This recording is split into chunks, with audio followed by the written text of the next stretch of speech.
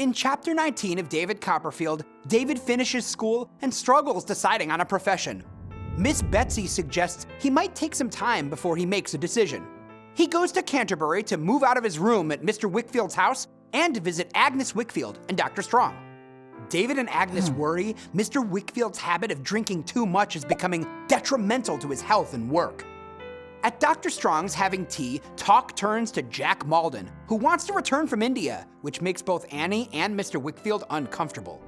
David wonders if there may have been something improper in the relationship between Annie Strong and Jack. David takes the coach to London, giving up his prized place in the coach to a shabby man with a squint, and is given a musty little room at his hotel. After returning from a play at the Covent Garden Theatre, David encounters his old friend, James Steerforth, in the hotel bar. Steerforth mocks David for praising the play, calling him a daisy, then orders the waiter to change David's room to a better one next to his. They plan to have breakfast in the morning. In Chapter 20 of David Copperfield, David feels embarrassed by his youth, especially compared to Steerforth's confident, commanding manner.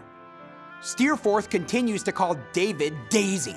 Steerforth is studying at Oxford but isn't serious about his studies. He doesn't even plan to earn a degree.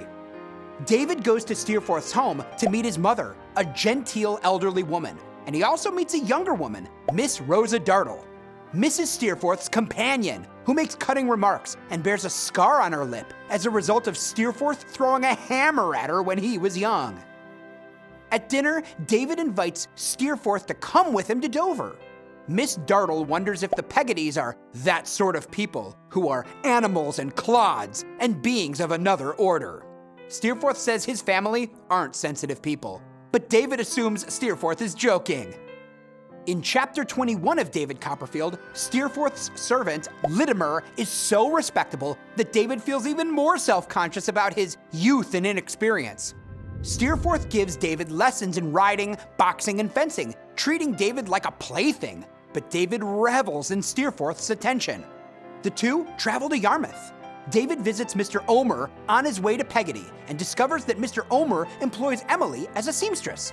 The local women dislike Emily, partly out of jealousy over her beauty, partly because they think she aspires to be a lady. David and Peggotty have a joyful reunion. They haven't seen each other in 7 years. Steerforth joins them for dinner.